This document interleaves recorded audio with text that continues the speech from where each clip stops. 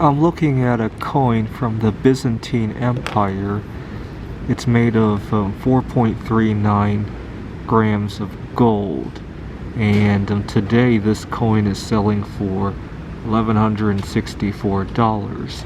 Now if you stop to think about what this coin could buy back then, I would imagine the purchasing power is probably not a whole lot less than what that amount is today in terms of real goods and services you can buy, right?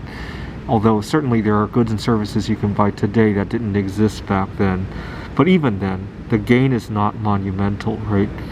And this coin was made in 668 AD.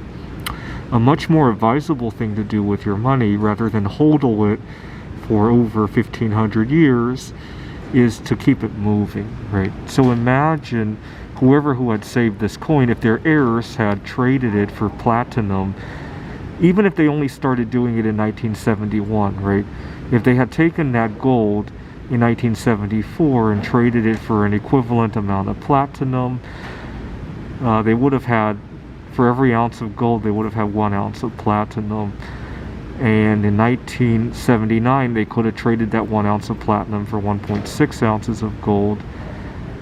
And then in 82, they could have traded it for one, and so on and so forth, right? Notice how you're multiplying your stack every time you make one of these rotations. Now, granted, nobody can pick the peaks of this, right?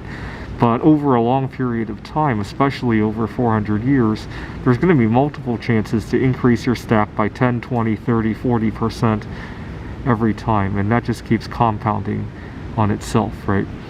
And so that's your opportunity cost of hodling anything, right? Whether it be precious metals, whether it be stocks or bitcoins, right?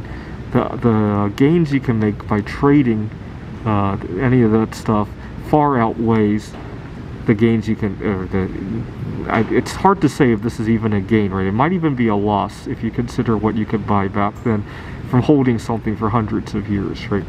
Think of it this way. Warren Buffett is kind of famous for saying that, right? An ounce of gold hundreds of years from now is still going to be an ounce of gold, right? It's not going to produce anything, and unless you expect the outside world to produce more stuff, your ounce of gold is probably going to buy a very equivalent amount of stuff, right?